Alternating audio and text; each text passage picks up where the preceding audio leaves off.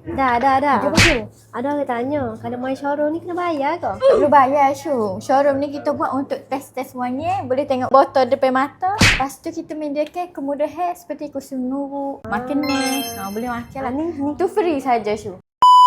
Kalau mari dekat showroom kita, orang nak tengok botol pun boleh saja. Tak perlu bayar, free saja. Dan hari ni, kita tunjuk dekat awak satu botol yang bersaiz 30ml. Botol ni, dia bersaiz 30ml. Tapi yang paling menariknya pasal botol, sebab dia punya design panjang. Jadi walaupun dia saiz 30ml, tapi customer akan nampak saiznya 35 atau 40ml. Dan warna botolnya cantik. Warna soft color dan warna seakan-akan 2 layer. Tapi botol ni jenis screw lah. Di mana awak boleh buka dengan tangan tanpa menggunakan mesin. Dan kita mempunyai 6 warna yang berbeza. Kita ada soft merah, soft biru, soft hitam, soft hijau, soft purple dan juga soft kuning.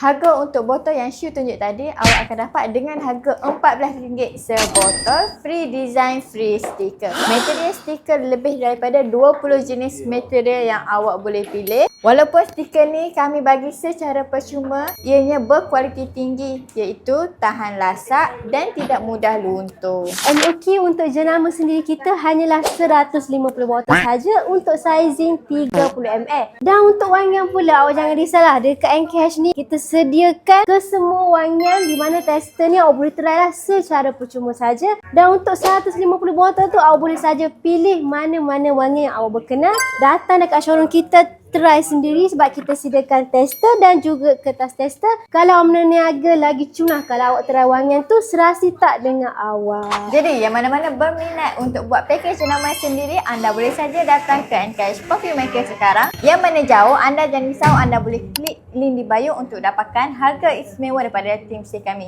Jika video ni lalu di FYP anda boleh klik like, share, komen dan repost untuk lebih ramai lagi tahu di Encash ada pelbagai package, pelbagai material, pelbagai jenis botol. Ingat Encash, ingat Eda. Pakai brand di anda.